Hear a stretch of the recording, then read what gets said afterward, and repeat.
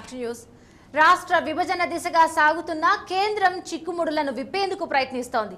హైదరాబాద్ నదీ జలాలు, ప్రభుత్వ ఉద్యోగుల సమస్యలు, సీమాంధ్రుల అభద్రతా భావం, వీటిని ఎలా పరిష్కరించాలని ఆంటోనీ కమిటీ తెలంగాణ నేతలను ప్రశ్నించింది.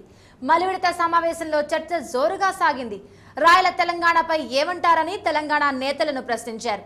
అందరి అభిప్రాయాలను ఆంటోనీ కమిటీ సేకరించింది. ఆంటోనీ కమిటీతో తెలంగాణ కాంగ్రెస్ నేతల మలివిడత సమావేశం ఢిల్లీలోని కాంగ్రెస్ వార్ రూమ్ లో జరిగింది. తెలంగాణకు చెందిన రాష్ట్ర మంత్రులు, ఎమ్మెల్యేలు, ఎమ్మెల్సీలు ఆంటోనీ కమిటీతో భేటీ అయ్యారు. హైదరాబాద్ నదీ జలాలు, ఏపీ ఎన్జీఓల సమ్మె, సీమాంధ్రలో ఆందోళనలపై తెలంగాణ నేతలతో ఆంటోనీ కమిటీ చర్చించింది.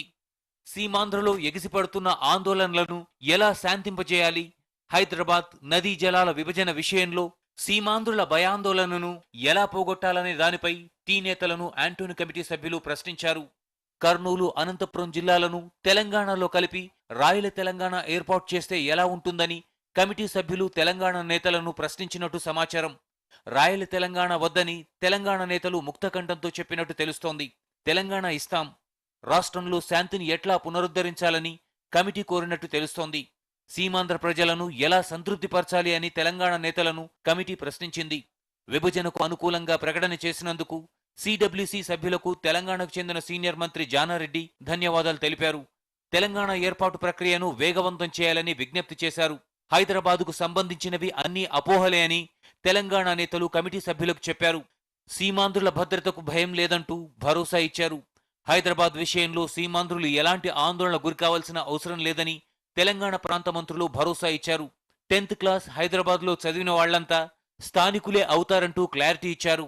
రాష్ట్ర విభజన వల్ల సీమాంధ్రకు చెందిన ప్రభుత్వ ఉద్యోగులకు ఎలాంటి ఇబ్బందులు లేవని తెలంగాణ నేతలు ఆంటోనీ కమిటీకి తెలిపారు.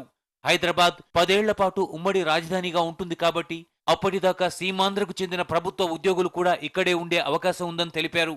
ఉద్యోగుల సమస్యను పరిష్కరించడం పెద్ద కష్టం కాదని కమిటీకి చెప్పారు టీ నేతలు. సీమాంధ్ర నేతల అభ్యంతరాలతో రాష్ట్ర విభజన వ్యవహారంలో చిక్కుముడులుగా మారిన అంశాలపై తెలంగాణ నేతల అభిప్రాయాలను కమిటీ సభ్యులు తెలుసుకున్నారు. సీఎం తీరుపై టీ కాంగ్రెస్ నేత యాదవరెడ్డి కమిటీ సభ్యులకు ఫిర్యాదు చేసినట్టు సమాచారం. గంటన్నరకు పైగా ఈ సమావేశం జరిగింది. హైదరాబాద్తో కూడిన 10 జిల్లాల తెలంగాణ మాత్రమే ఇవ్వాలని ఆంటోనీ కమిటీకి విజ్ఞప్తి చేసినట్టు టీ మంత్రులు చెప్పారు.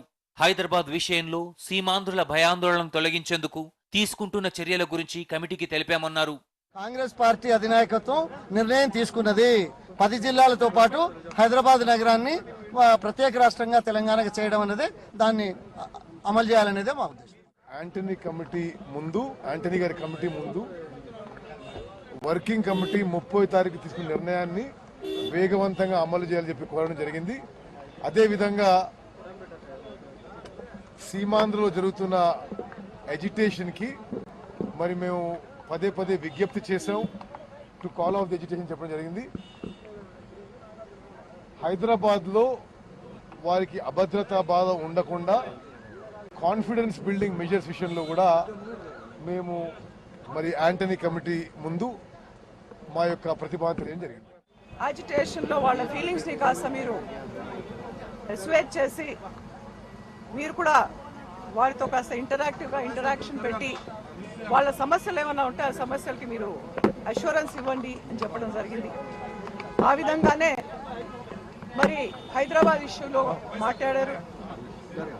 వాటర్ ఇష్యూ ఏమనుకుంటున్నారని అడిగారు మమ్మల్ని. ఆ విధంగా రెవెన్యూ షేరింగ్ గురించి ఏమనుకుంటున్నారని చెప్పి అడిగారు. ఆ విధంగా మళ్ళీ ఇప్పుడు అక్కడ ఉన్నటువంటి సీమాంధ్రులకి మీరు అలాంటి కాన్ఫిడెన్స్ బిల్డింగ్ చేస్తారు హైదరాబాద్లో కానీ తెలంగాణలో కానీ అన్నారు. పార్లమెంట్ సమావేశాల కారణంగానే ఆంటోనీ కమిటీ సభ్యులు హైదరాబాద్ రాలేకపోయినట్లు కాంగ్రెస్ వ్యవహారాల ఇన్ఛార్జ్ దిగ్విజయ్ సింగ్ వెల్లడించారు. Although we wanted this meeting to be held in Hyderabad, Antony committee సమావేశం హైదరాబాద్లో జరపాలని అనుకున్నాం. అయితే పార్లమెంట్ సమావేశాల సందర్భంగా ఆంటోనీ, మొయిలీ బిజీగా ఉన్నారు. దీంతో హైదరాబాద్లో సమావేశం జరపడం సాధ్యపడలేదు. రాష్ట్ర విభజన అంశంపై ఇరు ప్రాంతాల ప్రజల అభిప్రాయాలు తెలుసుకోవడానికి ఆంటోనీ కమిటీ ఏర్పడింది. ఈ చర్చల ప్రక్రియ కొనసాగుతుంది.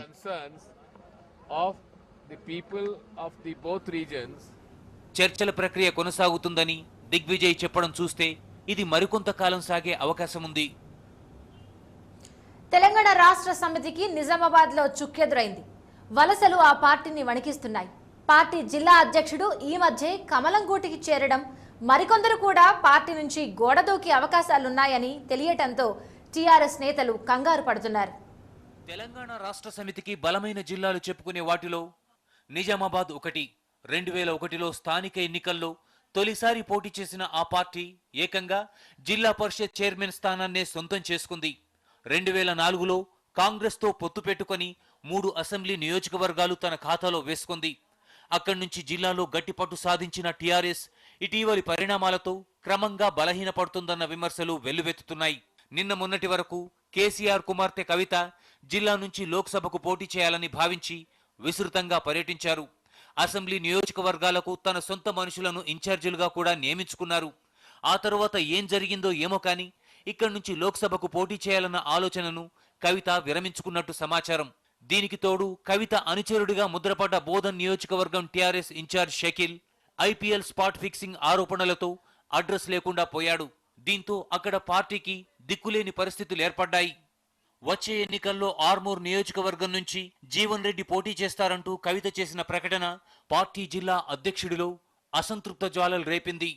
ఎప్పటినుంచో ఈ జిల్లా నియోజకవర్గంపై ఆశలు పెట్టుకున్న పార్టీ జిల్లా అధ్యక్షుడు గంగారెడ్డి కవిత ప్రకటనతో పార్టీకి రాజీనామా చేసి బీజేపీలో చేరిపోయారు.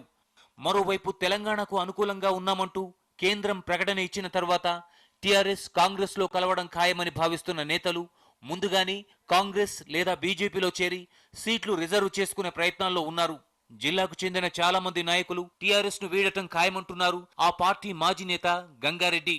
ఉద్యమ పార్టీలో కుటుంబ సభ్యుల ప్రమేయం ఎక్కువైందని, ఆ పార్టీ అధికారంలోకి వస్తే వారి ప్రమేయం మరింత పెరిగే అవకాశాలున్నాయని, ఇది కొత్త రాష్ట్రానికి మంచిది కాదంటున్నారు గంగారెడ్డి.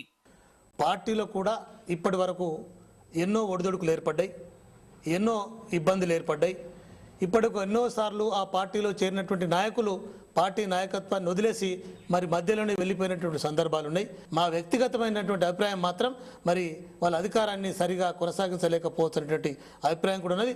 వాస్తవంగా కూడా టీఆర్ఎస్ పార్టీ అనేది 3-4 జిల్లాలకి పరిమితమైంది.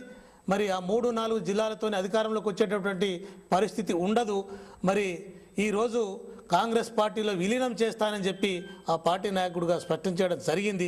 కాబట్టి వీటన్నిటి దృష్ట్యా మరి వాళ్ళకు పునర్నిర్మాణం చేస్తామనేటువంటి ఆలోచన ఉన్నట్టో లేనట్టో మనకు అర్థం కాదు. కానీ పార్టీ నుంచి వలసలున్నమాట వాస్తవమేనని, అలాగని తమ పార్టీకొచ్చిన నష్టమేం లేదంటున్నారు టీఆర్ఎస్ నేతలు. 13 ఏళ్ల ప్రస్తావనలో అనేక మంది పార్టీని వదిలి వెళ్లారని, చాలా మంది ముఖ్య నేతలు కూడా వచ్చి చేరడంతో పార్టీ ఇప్పటికీ పటిష్టంగానే ఉందంటున్నారు. ఈ మధ్యన కొందరు రాజీనామా చేయడం అనేది సహజం. ఎందుకంటే ఎన్నికలు రాబోతున్న తరుణంలో చాలామంది ఇందులోకి వచ్చిన వాళ్ళు వివిధ పార్టీలకు వెళ్ళి వచ్చిన వాళ్ళు కొందరు ఎమ్మెల్యేలు కావాలని, కొందరు ఎంపీలు కావాలని, కొందరు కౌన్సిలర్లు కావాలని, చైర్మన్లు కావాలని, లేక వేరే సొసైటీలలో ఎన్నిక కావాలని చాలామంది ఎన్నో ఆశలతో వచ్చారు. అయితే కొందరికి అవకాశాలు లేనందువల్ల కొందరు రాజీనామా చేసి వెళ్ళిపోవడం సహజం. అంత మాత్రం ఏదో పార్టీకి నష్టం అనేది ఏం లేదు. టీఆర్ఎస్ కు చెందిన మరికొందరు ముఖ్య నేతలు కూడా త్వరలోనే పార్టీని వీడే అవకాశాలున్నాయని జిల్లాలో ప్రచారం జరుగుతోంది. ప్రస్తుత జిల్లా అధ్యక్షుడి రాజీనామాతో మరెవరికీ ఆ స్థానాన్ని కట్టబెట్టలేదు. పోచారం శ్రీనివాస్ రెడ్డి, గంప గోవర్ధన్, ఏనుగు రవీందర్ రెడ్డి లాంటి నేతలున్నప్పటికీ ఆయా నియోజకవర్గాలకు మాత్రమే పరిమితమవుతున్నారు. వీరిలోనే ఓ ఎమ్మెల్యే అధికార పార్టీలో చేరతారనే ప్రచారం కూడా టీఆర్ఎస్ శ్రేణుల్లో కలవరం రేపుతోంది. ఈ పరిస్థితుల్లో పార్టీని బలోపేతం చేయడానికి ఆ పార్టీ అధినేత ఎలాంటి చర్యలు తీసుకుంటారన్నది చూడాల్సి ఉంది. సీమాంధ్ర ప్రజల్లో భరోసా నింపేందుకు చంద్రబాబు మరోసారి రాష్ట్ర యాత్రకు సిద్ధమయ్యారు. ఈసారి చేపట్టే బస్సు యాత్రకు ఆత్మ గౌరవ యాత్రగా నామకరణం చేశారు. ఈ నెలాఖరులో బస్సు యాత్ర ప్రారంభించేందుకు సన్నాహాలు జరుగుతున్నాయి. యాత్రను తిరుపతి నుంచి ప్రారంభించే అవకాశం ఉంది. చంద్రబాబు మరోసారి రాష్ట్ర యాత్రకు శ్రీకారం చుట్టబోతున్నారు. ఈ నెల 25న తిరుపతిలో బస్సు యాత్ర ప్రారంభించే అవకాశం ఉంది. దీనికి ఆత్మగౌరవ యాత్రగా నామకరణం చేశారు. కాంగ్రెస్ పార్టీ రాజకీయ లబ్ధి కోసం ఒక ప్రాంతానికి అన్యాయం చేయాలని చూస్తోందని ఆరోపించిన చంద్రబాబు సీమాంధ్ర ప్రజలకు భరోసా ఇచ్చేందుకు, తెలుగువారి ఆత్మగౌరవాన్ని కాపాడేందుకు యాత్రకు సిద్ధమవుతున్నారు.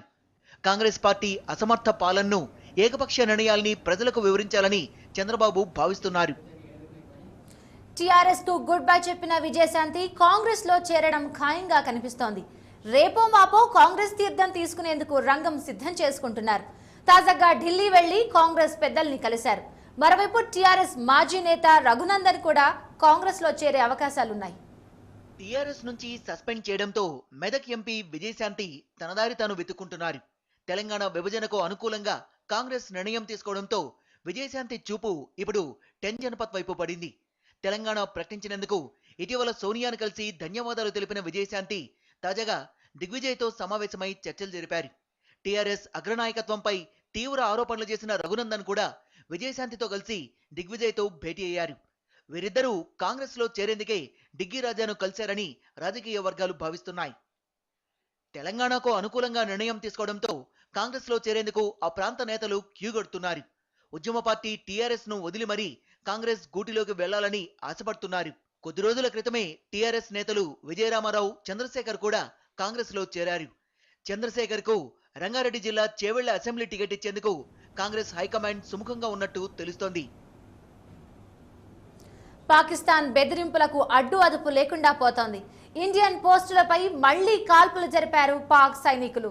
హమీర్పూర్, బాల్కోట్, మన్కోట్, మెంఢక్ ప్రాంతాల్లో పోస్టులపై కాల్పులు జరిగాయి. మోటార్, రాకెట్ లాంచర్లను ప్రయోగించారు పాక్ సైనికులు. అయితే దాడిలో ఎవరూ గాయపడలేదని ఇండియన్ ఆర్మీ తెలిపింది. పాకిస్తాన్ దాడిని భారత సైన్యం సమర్థవంతంగా తిప్పికొట్టింది. ఈ ఏడాది జనవరి నుంచి ఇప్పటి వరకు 70 సార్లకు పైగా పాక్ ఈ విధంగా కాల్పులకు తెగబడింది.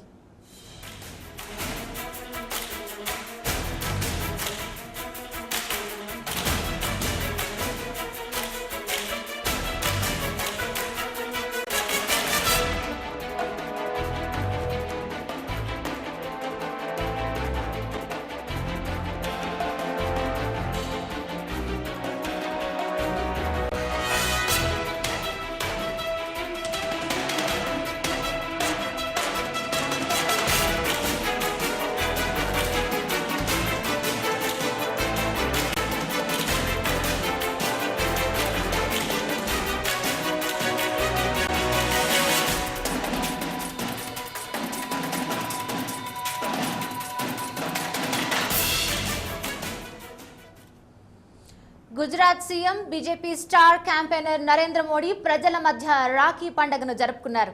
మహిళలు, చిన్నారులు పెద్ద ఎత్తున ఆయనకు రాఖీలు కట్టారు. గాంధీనగర్లో జరిగిన ఓ కార్యక్రమంలో మోడీ అనేక మంది చేత రాఖీలు కట్టించుకున్నారు. చిన్నారులకు తన ఆశీస్సులు అందజేశారు. దేశంలోని మహిళలకు రాఖీ శుభాకాంక్షలు తెలియజేశారు మోడీ.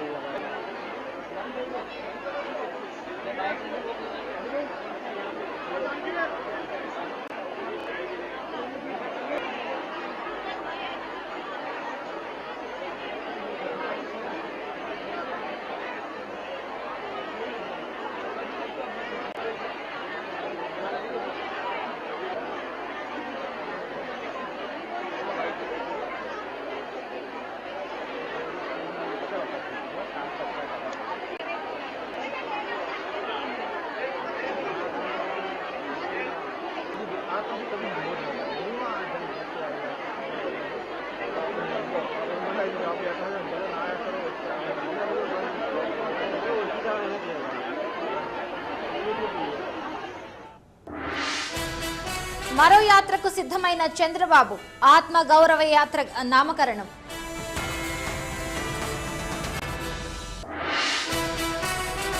అటు ఎమ్మెల్యేల దీక్షలు, ఇటు వినూత్న నిరసనలు, ఉధృతమైన సమైక్యాంధ్ర ఉద్యమం.